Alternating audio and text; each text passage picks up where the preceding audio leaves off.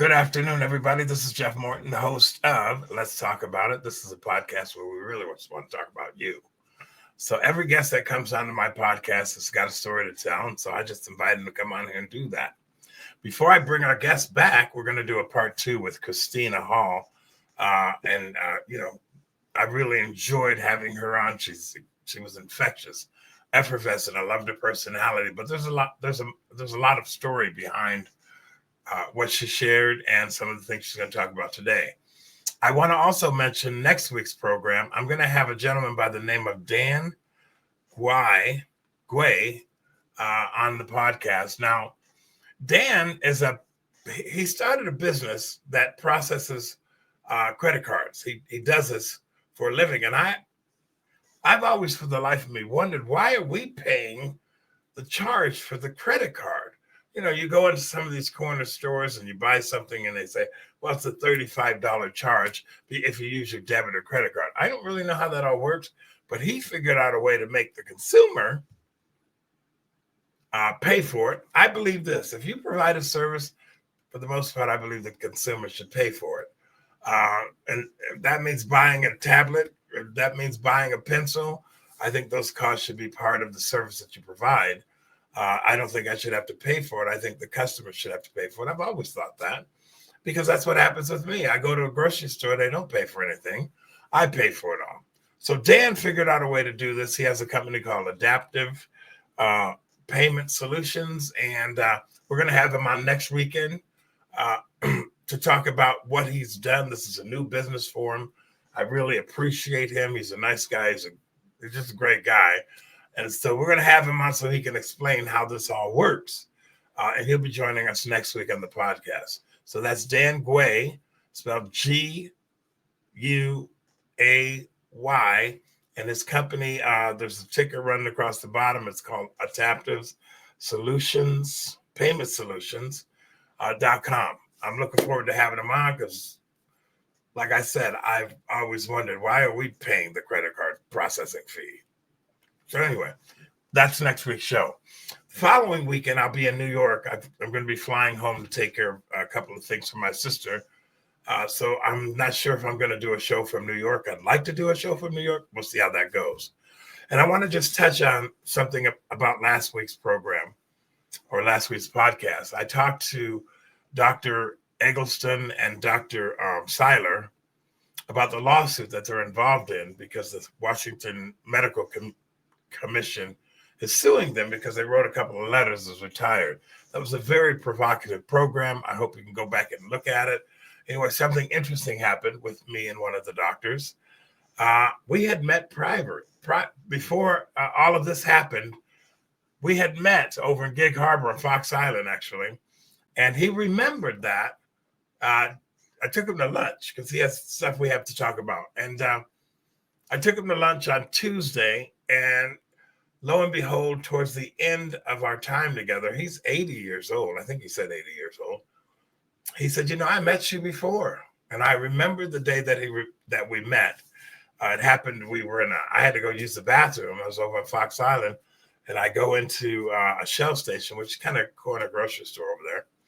And there were a group of men having a Bible study. Well, I went and did my thing, and I came back out, and I said, hey, guys, can I share something with you? Anyway, I prayed for these men sitting there, and that's what he remembered at the table. I had no memory. I didn't even recognize him sitting there. But it was interesting after the show we did, then the lunch, and then to find out we had met previously. I think he was one of the gentlemen that came and shook my hand. Anyway, I kind of threw a water hose at him, fire hose. He sent me a text message saying, whoa, you kind of blew me away. Those guys need a little bit of prayer. So for Dr. Eggleston and Dr. Seiler, keep them in your prayers. Watch the last week's show if you get a chance to do that. You can do all of that on my YouTube page. You can see all the stuff on my Rumble page, my blog page. I have all the shows. They're cataloged over there. You can go there too. Just send me an email. My email is going to pop up on the screen throughout this here broadcast. And I'm still looking for the right person to come along and help me do a few things with the podcast. So if you're interested in helping me, send me an email, and I'd love to talk to you, okay? I'm always looking for sponsors, and I'm always looking for people who have a brand that they would like to showcase on the podcast. give me a call. Let's talk about it. Okay.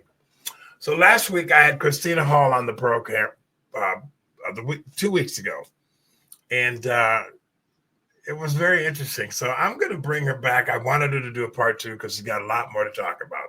So Christina, welcome to the podcast. It's good to have you back. Thank you for having me again. It's a pleasure. Okay, looking forward to it. Yeah, me too.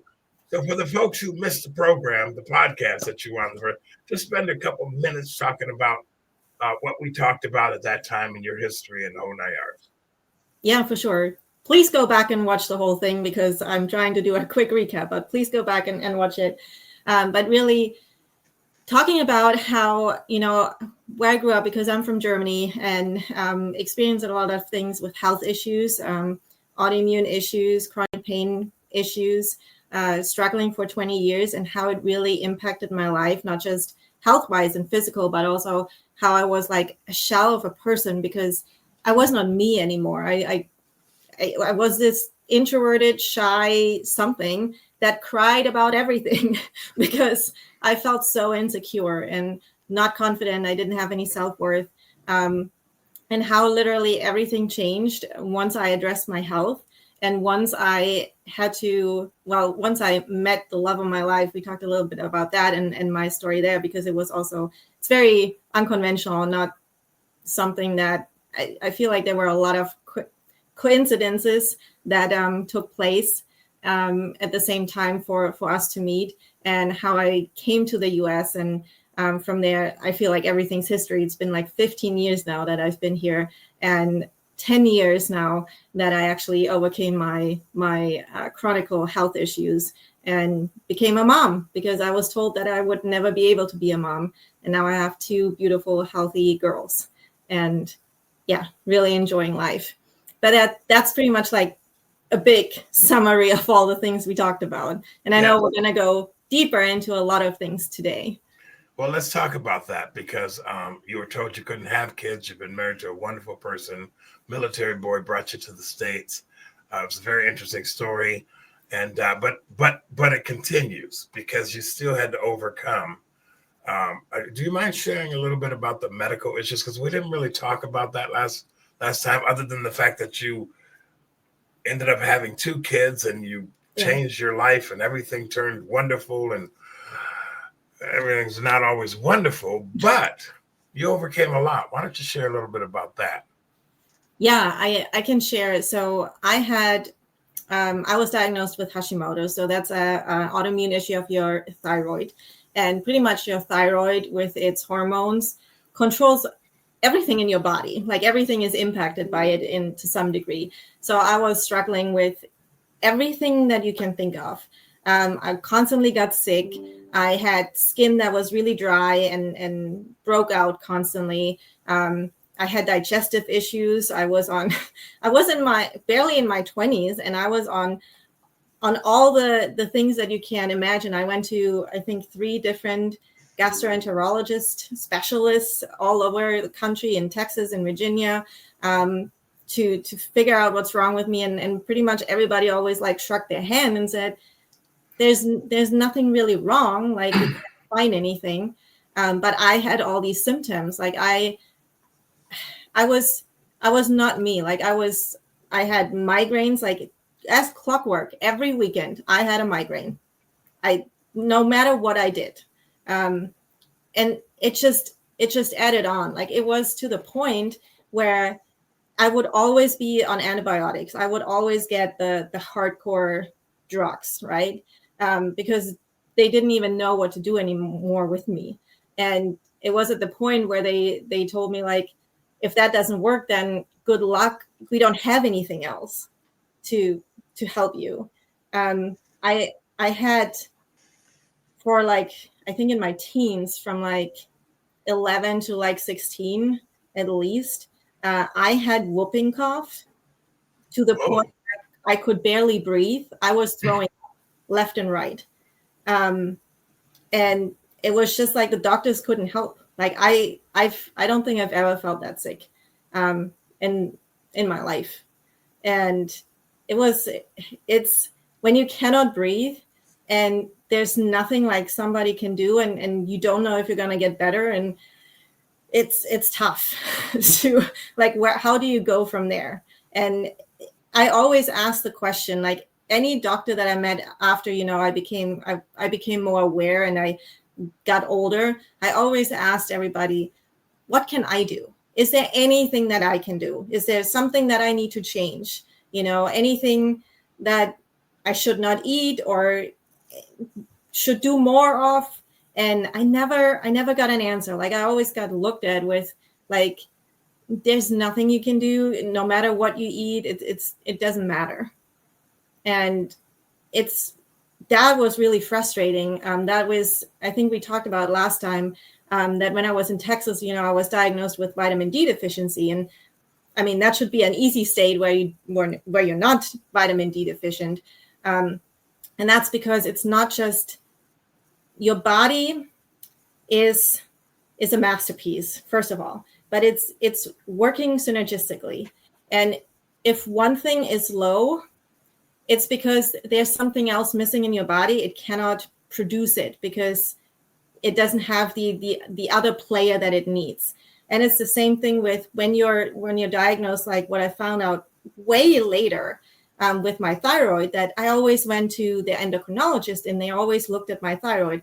They didn't look at anything else, what was going on in my body. They didn't put they didn't make any connections. They didn't put any dots together for me. Like they never asked me what I ate, how my stress levels were, if my sleep was good, nothing like that.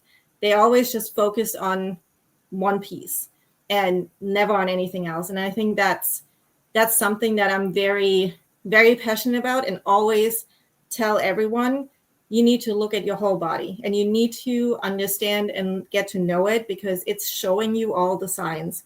And when I hear people talk about, I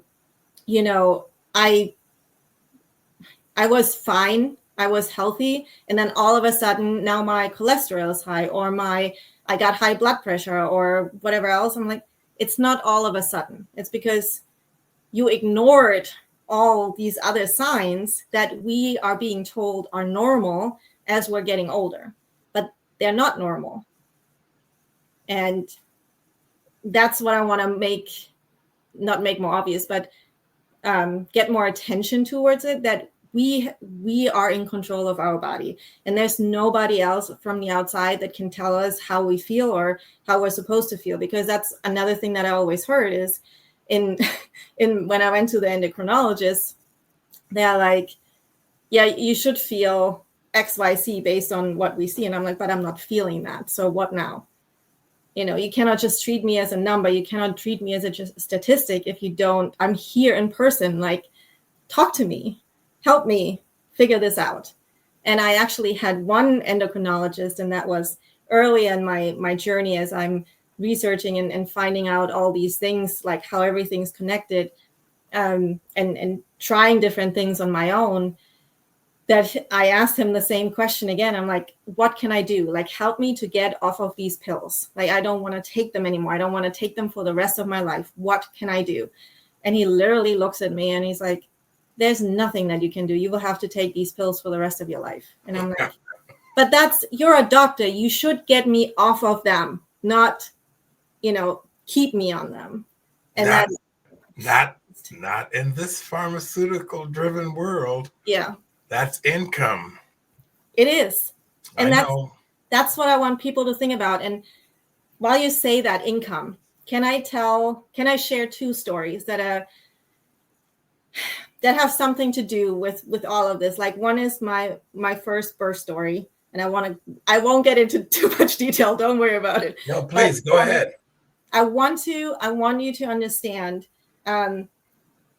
There's a book, I don't have it handy, but it's called Hypnotherapy. For anybody, any woman that is pregnant, wants to become pregnant. If you know a woman that wants to become pregnant, is pregnant right now, wants to have kids, whatever, everybody should read this book, especially the first 5 chapters, because it talks about how having babies is a money-making machine.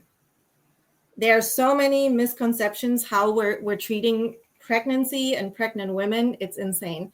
But But to cut to the chase, like I was pregnant with my first kid, and we can talk about it, how I actually got to this. But the story is actually... I can pretty much figure out how you got pregnant. Yeah, no, that sorry, that's not... I meant like from being told that I can't have kids, right? I had to throw that in there. You walked right in for everybody else, right? Right. Anyways, thanks. I had my last check. It was like around 38 weeks. It was a military hospital. You had to go through the military. That's, the insurance we had and all the things. I'm a tiny person. I'm 5'5". I'm 115 pounds about, and I gained 50 pounds in that pregnancy. And for the medical system, that is a lot. To them, it's a lot. For me, it's like, it's fine. Like I didn't feel bad, right? I never had any of the typical pregnancy issues and pains and all things. But they thought it was bad. And I was already, so it was an hour drive for me to get there. And then I had to go on a half an hour back to work because of course you have to work until the day you give birth. At least that job that I had, I didn't have any insurance or any medical leave or anything like that. And so I was stressed out, and I, also becoming a first-time mom. Like, I don't know, it was very stressful not having family here. And so I drive there an hour. Luckily, my husband came with me. I made him that time, and he's like, they do the normal checkups, the blood pressure, and they see that my blood pressure is elevated, and it's elevated 132 or something, and it was close to 80, the bottom number. And they are freaking out, right? But they are not sharing anything. And they don't share any of the details, why this is important or what's going on or anything. They just tell me right then and there, you're going to have this baby right now. And I'm like, no, I don't. I don't. I am not ready. I will not have this baby. And that was 8 o'clock in the morning. I got the first appointment, 8 o'clock in the morning. They wouldn't let us leave. I think there were different, mind you, we had nothing with me. Our dog was still in our house. We had nothing prepared.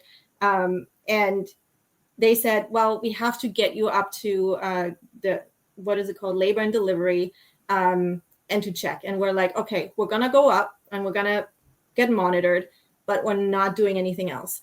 We agreed to that. And then in there were another, I think 3 nurses, 2 different doctors, 2 different midwives that literally told us from around 9 in the morning until like 3 p.m. in the afternoon that we're so stupid, basically, how we need to get this baby out now. We need to induce you, probably going to end up having a C-section.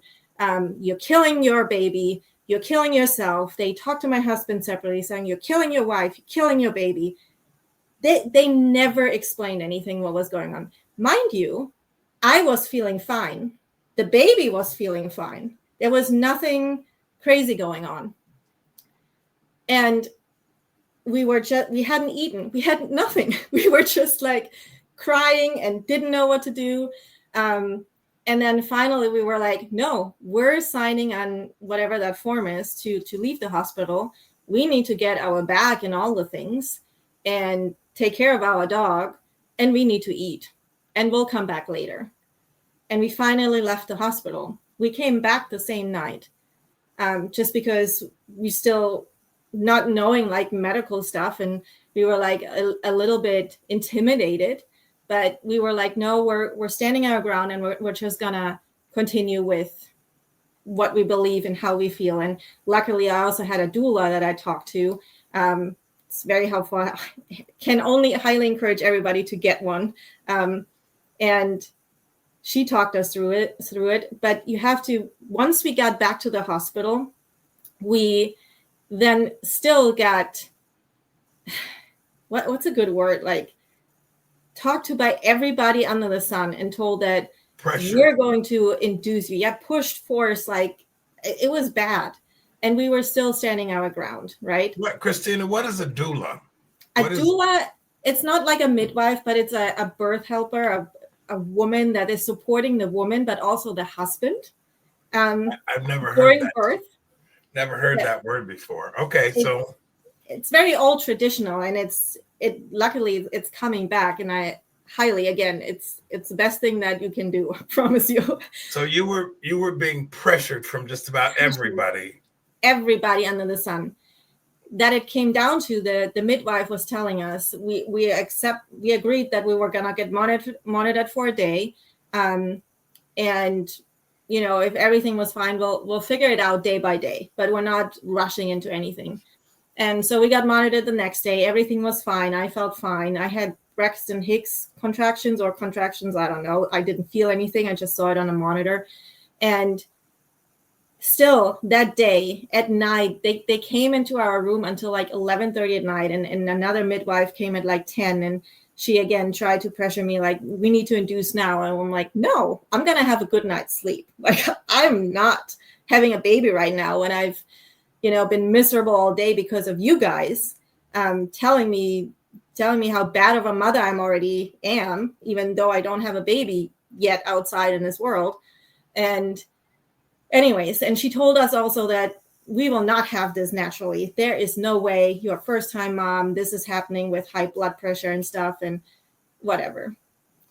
So the night comes, and they're telling us like, no matter what we do, like if we're not leaving the hospital, they're gonna force us to get this baby out one way or another. So I had a little I prayed that night, and I was like, you need to help me here. Like, I can't believe that this is happening. Like, what I want, how it should be. Let's make this. I'll work with you, right? We'll work together. And lo and behold, I woke up at like 5 a.m, and I had this terrible pain. And I looked at the monitor, but the monitor was not doing anything anymore. It was like a flat line. And I'm like, oh gosh, something is really wrong. But I managed, because I have a high pain tolerance. So until like 6:30, my husband just slept for like 4 hours. I'm like, I'm going to let him sleep a little longer. And at 6:30, I'm like, okay, I can't do it anymore. It took another hour because it was the shift change with the nurses. And, since we stood our ground, nobody really wanted to come into our room. I firmly believe so, because we had kind of a yelling argument during the night because they still kept coming into our room constantly. And anyways, so we finally a nurse came in, new nurse, didn't know anything, 7:30. And she said, yeah, you have contractions. Like, the monitor slipped off like while I was sleeping. So I wasn't in the right spot anymore. And I had a contraction. I was in labor pretty much. And they were still like, you're a first-time mom. Nothing's going to happen. You have like the whole day. Like, we're fine. That was at 7:30. I had the baby at 11:05. And they were not ready. They literally told my husband, can you tell your wife to not push? And he's like, I'm not doing that. I am not doing that. And I don't know that. I just know it from other people telling me, right, that there were like 3 nurses that were talking about who's going to catch the baby. Because, with the medical stuff, only certain people can do it. And if you've never done it, it's a liability or whatever. But anyways, what I want to share with you is that just because they're telling you something, listen to your body. Think about all the things that are going on. Ask the questions like, what is the worst that can happen? What can I do? Can I monitor? Can I talk to somebody else? Can I get a different opinion? All of the things, so important, because how many moms do you know that had the worst experience? And also, because I was monitored and because I was at risk, because what they thought, I was not allowed to go anywhere out of bed. And I was only supposed to labor on my back, which is the worst thing you can do. They don't want you to do that because that is their higher rate that they can get a C-section out of you if you do that, because you're just gonna give up, because that's the worst pain, because it just doesn't work. Like, logically, it's not the right position. Anyways, but because of the whole induction, like they told us to be induced, and you induce pregnant or labor with Pitocin. And they told my husband after delivery and everything that I had lost a lot of blood and was hemorrhaging and all the thing. They need to give me Pitocin because it also works to to stop that. So he, of course, he didn't know anything. I was out, I just had a kid, and was in that hormonal space, and was like, yeah, whatever. They gave it to me, and I passed out. My blood pressure dove down to 60/90 barely. I couldn't see. I couldn't hear anything. I couldn't hold my baby or feed my baby for the next 4 hours. I was wrapped in blankets over blankets because I was freezing. I was shaking.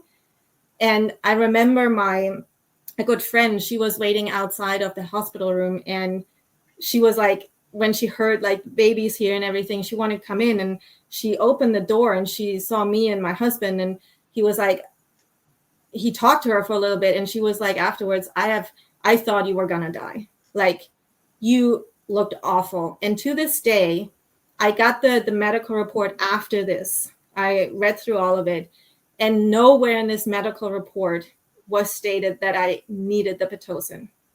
They just gave it to me because they had it. They already had it, billed to me. So they could charge you for it. Yeah.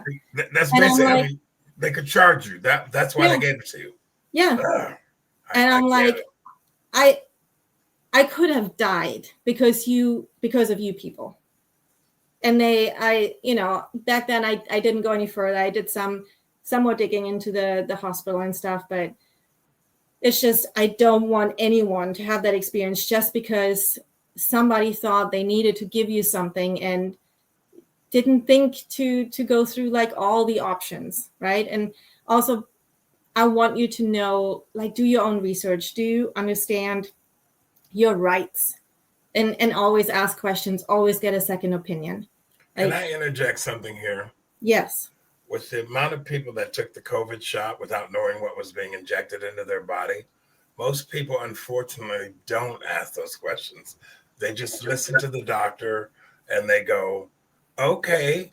And in your case, there was no reason for you to even have that medication, but because it was billed, you got it and damn near killed you. Yeah. And I sit here and I think about, I talked to these doctors last week, off the record. The amount of people that have died from the COVID stuff is just crazy, and we're not being told about it. But and I want to throw that in there because I've learned something about the medical community when it's controlled by the pharmaceutical industry. And so it's a good thing that people ask questions and, get a little information. I think everybody should research something, especially when they're talking about putting it in your body. So anyway, you ended up having the baby. We're gonna get back on here. Yeah. Now, how old is this daughter today? She is 9, almost 10 years old. So we're talking 10 years ago. You went through this hell. Yep. Was this a military hospital? Yes. Was it in Texas? Did you say? It was in Virginia. Okay. All right. So anyway, you survived. I survived, and the baby. That's another thing, and then the whole other thing goes on with, and I won't go in too deep into this because I know there's a heated discussion. There's a lot of that goes in, but as soon as the baby gets here, they inject it with all the things that are just crazy to me, and that's another thing that I luckily researched before I had her. And asked a lot of questions. And that's the other thing that I really want to get out there. Whatever the medical solution is, that whatever you think you need to prevent, I would highly, highly recommend do your research, and don't get the research from your doctor. Get the research, and I specifically talk about shots, any type of shots, the inserts, the manufacturer inserts, and you can find them all online. And then research and look at all of the ingredients that are in there, and then decide if it's worth it, because everything that is something, my research, at least what I did is, do I need it, or is there another way that I can prevent it, or then help to heal it, cure it in some shape or form? And that's how I make my decision. But they automatically inject the baby. Yeah, you have to have like a form to tell specifically, like in your birth plan, I don't want anything. So that's another whole show. You know that, right? There's a lot. Yes, I understand. Okay, so go ahead, continue. Where was I? Like, yeah, the kids. I do have another medical story. Please go ahead. Go ahead. That is a little.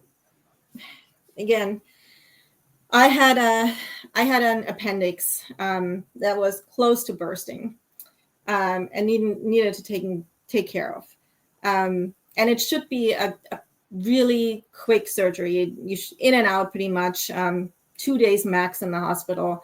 Really not that invasive anymore. But I got there Friday night. Saturday morning was the surgery, and it's a lot of pain. If you don't have that pain, I'm so happy for you, because that is excruciating pain, worse than labor in my opinion. But after the surgery, I was still in pain, as much as in pain as I was before the surgery. I was like, this is not right. And of course, in the hospital, they're just like, oh yeah, give you antibiotics and pain pills, and then it's fine. And I'm like, I don't want pain pills, because if I'm in pain, there's something wrong. Like, I want to get the issue treated, not just numb it. And I couldn't eat. I could barely drink anything. I lost like 10 pounds or something within a matter of days. I was like, this is not right. And that went on from Saturday after the surgery until like Tuesday. But don't mind you, I'm loud at this point. I am talking to nurses. I am talking to people. I'm calling the head nurse of the area. I'm calling the hospital advisor and healthcare, whatever they're called, and talking to them. I'm like, I need to talk to a doctor. I need to have somebody examine my pain that I'm experiencing. Nobody would examine it. I asked for a CT. I asked for a ultrasound. Nothing. Until I think Wednesday morning. I finally got through to another doctor that was on call, and he came in, and he was really cocky when he came in, and he looked at me and he examined everything, and he's like, yeah, he can't do, he doesn't see anything because the incisions were great, but I was in pain in my stomach. And he's like, well, there's nothing wrong, but I guess we can do a CT just to whatever, shut you up, right? And I'm like, finally. And they do the CT or whatever scan, and they see this huge abscess, like literally this thick in my stomach, that I now have to have another, not surgery, but, to drain it and everything, another incision done, and have to sign another 10,000 papers because where it was at, it was risky, and all the things. And I'm like, it cost me 2 weeks of my life. And again, I couldn't eat. Like, I was losing weight left and right. I was pumped up with antibiotics because, of course, they had to give that to you, which is not great for your body. And I was not with my family. I lost time in my job. And I felt like, again, I was dying. And I was in a hospital with a routine surgery that, if you just listen to me, that I was still in pain. I'm not just somebody that says it to get more drugs. I don't want your drugs. Like, I refused them. And what I found out afterwards is because of me refusing the pain pills, that they didn't listen. They ignored me because I was refusing it. And they said, like, well, it can't help you. You're in pain. Deal with it. And then after that was confirmed, that second doctor came in again and said, sat down across from me, and I remember it until it was yesterday. Like, he's like, well, I guess you were right. And I guess you're one of those people that knows her body, huh? And I'm like, yeah. Why is that surprising to you? Why is that such a big deal? Like, everybody should know that. Everybody should have a voice and should speak up and dare to do that. Because otherwise you can have a lot of other things, and not just because somebody, I'm not saying that the first doctor was bad, but things happen, and just speak up. I cannot say that louder, because others, they do their job and they're very busy, they're overworked, they have a lot of people, they have a lot of regulations. You have to speak up for yourself and call this out, because they don't know. So what did they end up doing to get rid of the abscess? I had to have a drain inserted. So it was down near my bladder, but it had to be inserted through my back. And I had to have that for another week and a half. And I had to go to another doctor to get it, made sure that everything's drained. And I had to do that at home because they don't keep you. And I had to do it myself. So what caused the abscess, No, they never said anything. And how long after your first child did you have to go through this? 4 years afterwards. And your other daughter is how old? She wasn't here yet. She wasn't here. Okay. Yeah. All right. So we've got about 20 minutes left in the program. So you've had some bad experiences, but also I want to get back to the fact that here you were, this young girl from Germany. You came over here with all kinds of medical issues. You ended up having a baby. They told you weren't going to have a baby. You had all these sicknesses with your thyroid. How did you get beyond that? Yes. I did what I learned in 2013, actually. Well, 2014, and it was right around the year. What is called to reset your metabolism. Because all of that goes back to whatever you have is because of there are a few trendy things going around, like you should support your immune system. Yes, definitely. You should support your gut health. Yes, definitely. But if your metabolism, your metabolic health is not in order, then none of that will help, because it's a whole body. It's not just your digestive issue, digestive tract, or it's not just your immune system. It's everything that is imbalanced. It's not in balance anymore. And that's what I did. I reset my metabolism, and that's really holistically. And you can show my picture maybe of how I looked before compared to now. And that was in my prime years of my mid-20s, might I add. So I should look, happy, healthy, vibrant. And I feel like I look like I'm in a mugshot. And that's what it felt like. I was like, it's almost like a fog, and you're just seeing through it, and you want to be different and you want to be vibrant and energetic, but you just can't, because you're behind it and it's holding you back. Before you go any further, because I'm really, really, really big in holistic healthcare, and I just watched a movie called Introduction to Homeopathy, or Homeopathic, and I'm like, it's another way of going back to original medicine, and dealing with the whole body, not just, I stubbed my toe and now I got to go in and have surgery on my toe, and I got an infection and all these. It's the whole thing, but doctors don't look at that in the Western world. They look at, this is the issue, here's the medication, let's cut it out. Yep. But the other thing, which has helped people for millennium, which I call the original form of medicine, is where we're going now, right? Yeah. Okay, go ahead. Let's go. It's literally, so what you have to understand is the system that people don't know about, and it's going back it all goes back to, what are they called? Bouchon and Pasteur. back in the day, some hundreds of years ago, when Pasteur said it's a germ theory, you have to get rid of the germ, whereas Bouchon said that you have to clean your system, and then no matter what germ comes to you, it doesn't matter because your system can clean it out. It's like a natural process. It's like when you think about a fish tank with a fish in it, and if you don't clean it, it gets cloudy and dirty and all the things. And if you just put another tablet in or another shot in that just makes the fish healthier to be able to live in that water environment. In that environment, whereas you should just clean out the water. The fish doesn't have to worry about all the shots and the pills and take all these other things, and that's pretty much like with the metabolic health. And it's crazy. I have to hold up a book. Can I hold up a book that that everybody should read? I don't know. Go ahead.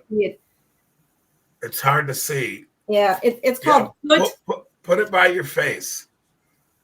There it is. Good Energy. Good Energy. By Casey Means MD. Yeah. 88%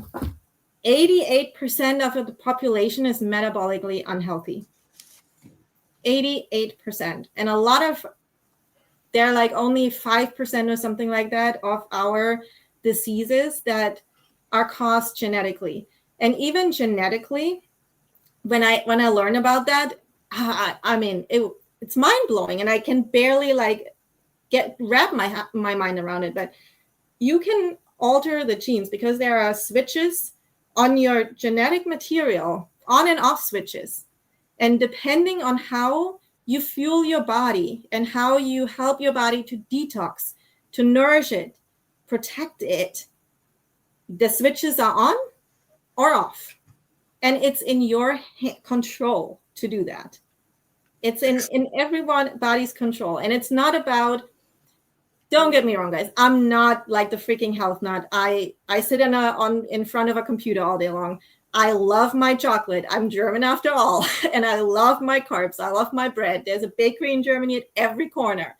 I love that. It's not about having to give that up, but it's about knowing what fuels your body and what your body needs. And the other thing that a lot of people don't know is that there are 47 essential nutrients that your body every day needs.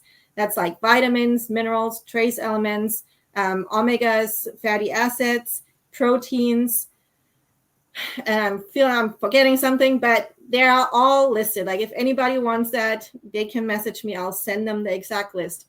But all of these play together synergistically. So for example, my example with the vitamin D, right? When I was deficient, that's great that they analyzed that I'm deficient in that. But if I just now supplement with vitamin D, I bombard my body with that, but it probably can't do anything with it because something else is already missing, that it got to the point that my body couldn't take the sunlight anymore to produce the vitamin D. There was something else missing. And that's what is missing, I feel like, when we talk about health, when we talk about preventive health, when we talk about getting back to growing older and not have to have joint pain or have to be scared about all these generational diseases, because they ran in my family too. I've everything that you can imagine, from diabetes, heart attacks, strokes, Alzheimer's, dementia. I have it all. But that's what I'm doing to prevent that I'm the generation that breaks that curse, that breaks that cycle, because I know the points that need to be taken care of. And for me, because I'm not, like I said, I'm not the health nut. I can't do like the miracle morning routine for an hour or two. I'm a mom. I don't have the time for that. I cannot like revamp my whole eating behavior. Again, I have 2 kids. I have a husband. I cannot just change all of the things. And even then, it's not enough anymore. I cannot like wrap myself in a bubble and never go out again, or never sit in front of a computer again, or I don't know what environmental toxins are out there. Are the toxins in our clothes and in our skincare and how we wash everything? Like, it's everywhere. It's just not, we cannot avoid it, but we can help our body to not be affected by it, or at least not as much, so that we don't get sick. We don't get to the point where we suffer like a lot of other people are, like my grandparents and my parents are, and that's all I want. That's what I want to show people, what to do. And maybe we can run some of the other pictures that I shared. I was going to ask you, these are people that you've helped.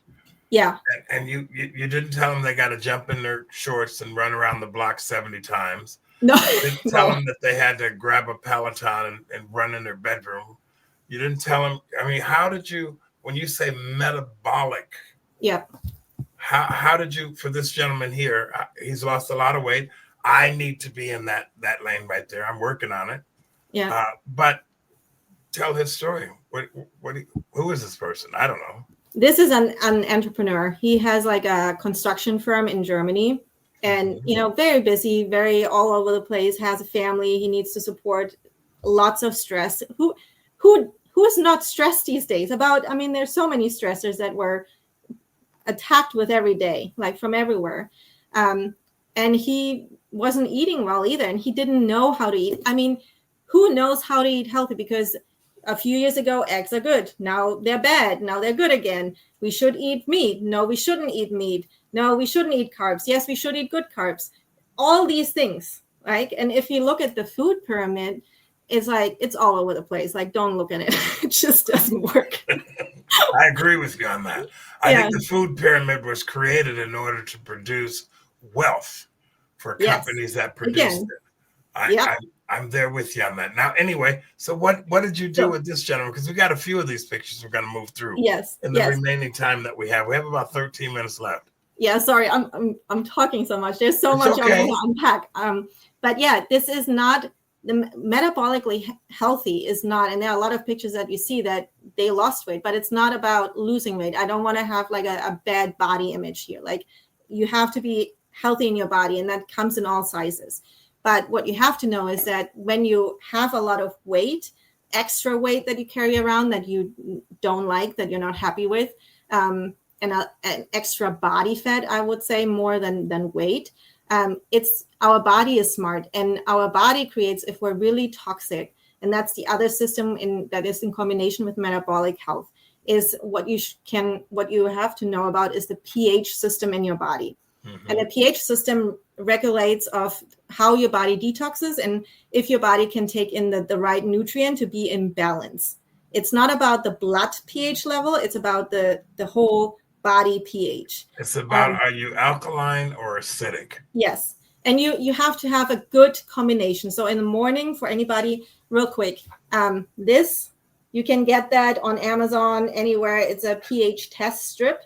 Like, literally, you can just, you pee on it. It's like a little strip, and then you have here the numbers. Right.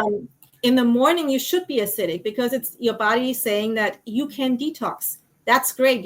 Your body is still able, your kidneys, your liver, your digestive tract, all of that is working and getting rid of all the toxins, so they're not stored in your body. But with people that have added body fat, that fat is there to store those toxins because your body thinks it cannot get rid of it. If it did, it would overload your body and you would get sick in other ways. And that's why it's storing that. And that's why you also have to be careful on how you lose the weight, because if you do a diet and then just lose a lot of weight, there are a lot of people, if you look at it, that lose weight fast or a lot of weight, they look sick because their body is overloaded with toxins because they're now have to go somewhere else. So that's important that you have a good system of how you can detox that and get rid of them without hurting yourself. And then where was it going? And then with the other thing during the day, so you can measure your pH in the morning to see if you're detoxing or not. And then you would also do it at night and see if you're alkaline. And that means that you're actually eating good food and that your body can also absorb that. It's taking on in that good nutrition and works with it. If you're like acidic at night, then it means that you're either not getting good enough nutrition or your body is not able to absorb it and you need to support it in other ways. But that's pretty much what I did with these people. Most of them, there are a couple pictures that did extra sport, but most of them didn't do any sports. And they did that program. It's 21 days and it shows you how to eat. It again helps you to eat healthy. And it's actually everything. There are meal plans with actual food. It's not packaged food or anything like that. It's actual food, but it's training. It's teaching you again what is good for your body. Can we, Carol, can we put those pictures? I'm going to go through these pictures real quickly. Just kind of, here, I want to put this back up. Can you go through what you're doing is basically helping these people to get metabolically balanced. Yeah, I love that. Is this your program or is this something that you incorporate into encouraging these folks? I incorporate it. It's based. It goes back to a medical professional back in Germany. That's how I got into it. That's how I learned about it.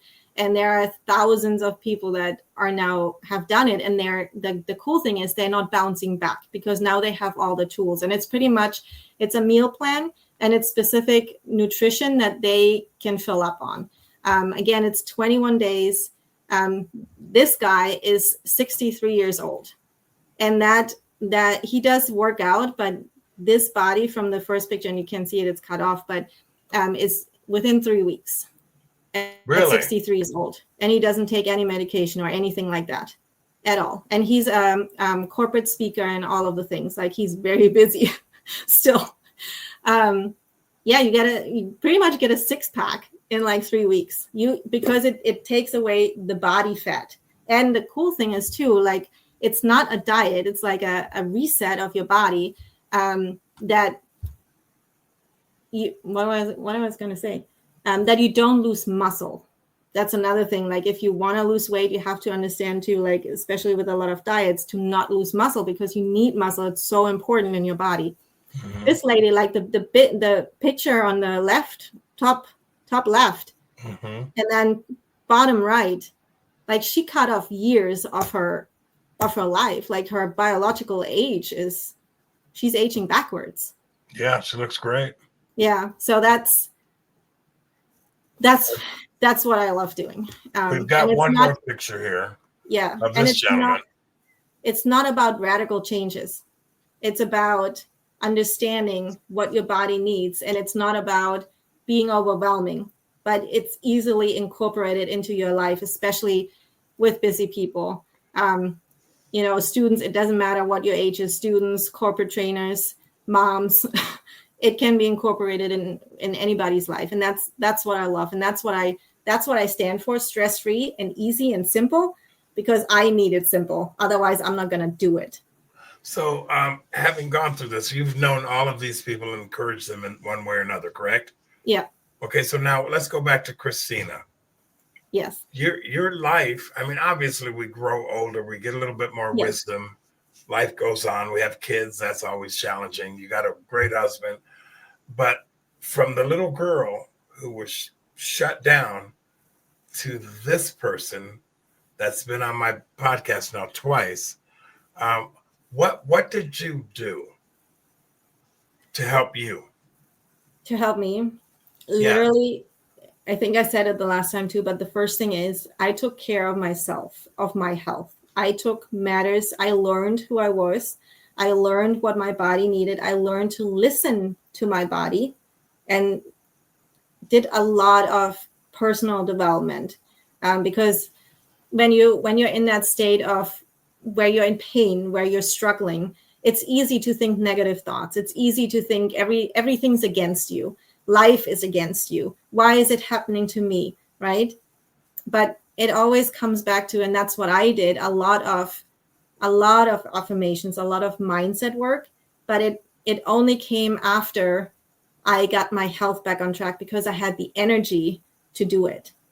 I feel like if I had done it the other way around, it would have been trying to roll a boulder up a hill, instead of rolling it down afterwards. It's so much easier.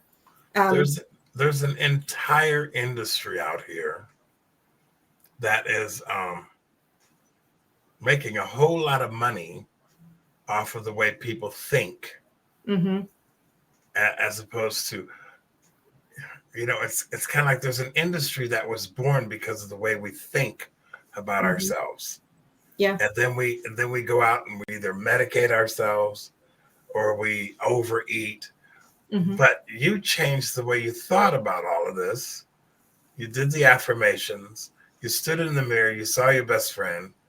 You ended up married. You ended up with 2 beautiful girls.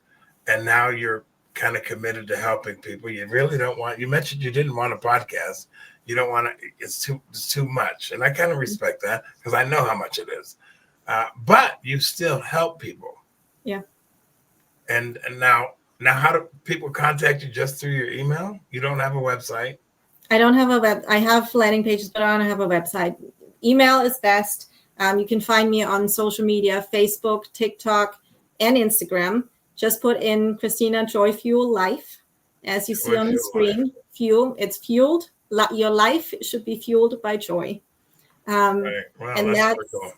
Yep, I love that. That's where you can find me. So now, how can this help me? Because I'm really am trying to get rid of the diabetes. I'm doing the gym thing. I'm eating better, but and I the positive affirmations. I'm doing a lot of those things now. Whereas before, it's like the doctors would all. You mentioned something. I want to go back to this. I've had my doctor now for a couple of years, and he says, "Oh, it's just part of growing older." Yep. And I don't want to be told that. It doesn't have to be. I don't want to be told, "Oh, you're 65 years old. This is a natural progress to your death." And I'm going, how are you going to sit here and tell somebody that? Yeah. He didn't say that. He didn't say it exactly that way. But your system and what you're talking about, it really has to do with mental awareness and then getting your metabolic body in balance. Yeah. You might be able to help me with that. So we're going to have to talk. I'll send you an email, okay? Because I'm curious now to know a little bit more about the meal plans. Because there's a young lady that I met at one of the meetings that I go to. She does this too. I just couldn't afford it. I couldn't afford what what she charges. But she's had some great success with a bunch of people. I actually had her on the podcast. Awesome. But I kind of really like the way that you've said these things, because we're being told this is what you have to do, this is what you have to do, this is what you have to do. Well, really, you just have to listen to your body. I had a lady tell me once. She said, if your body wants fish, if you're listening to it, it'll tell you it wants fish. Yes, it is so true. I cannot agree more to that. And I want to say this. Simple. It needs to be simple. I needed it to be affordable. I needed to be sustainable because otherwise it doesn't matter. Everybody can get a short-term something. And that's not what we should look for anything flashy. Run if it's flashy. That's coming from someone from the advertising industry. But really sustainable and getting back to the roots. And nothing like radical. I don't believe in radical changes because, again, it's not sustainable.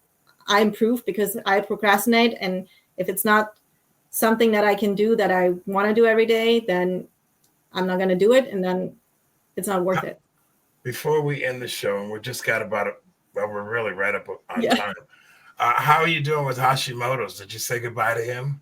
I said goodbye. I'm 9 years, going on 10 years. Oh my gosh, pain and symptom free and no more Hashimoto's. So when people who knew you growing up in Germany, obviously you don't live there anymore, but they don't know, do they know this person now? No, they don't. They don't. So when you get the chance to go home, they go, wow, what happened to her? She's not the same person. No, I have a friend that I went to high school with and barely was friends there. And we reconnected about 6 or 7 years ago. And she's like, who are you?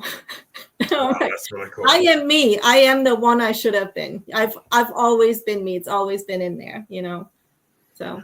Well, Christina Hall, I appreciate you coming on. I'm gonna, if you can, just because we're after the time, but Yeah. if you were to say a final word to the people that are going to watch this, perhaps, what would that be? And we'll let you close out the show. Oh my God, what I would say is trust yourself, and you have the control. Believe that you always have the control, no matter what others say, no matter what the circumstances are, you do. Well, there you go, folks. This is Christina Hall, Joy Fuel Life. Thank you for coming back during part 2. Thank I you so really much. appreciate you. I'd love to actually meet you. We have to meet. Yes, we'll do. And get to, you're local. So let's Yeah. figure that out. Okay. For sure. I would love that. There you go, folks. We're going to have Dan Guay on next week to talk about how your customer can pay for your processing fees on your debit and credit cards. And he'll explain all that next week. Thank you so much, Christina, once again. And we're out, guys. Have a great afternoon. Bye-bye. Bye.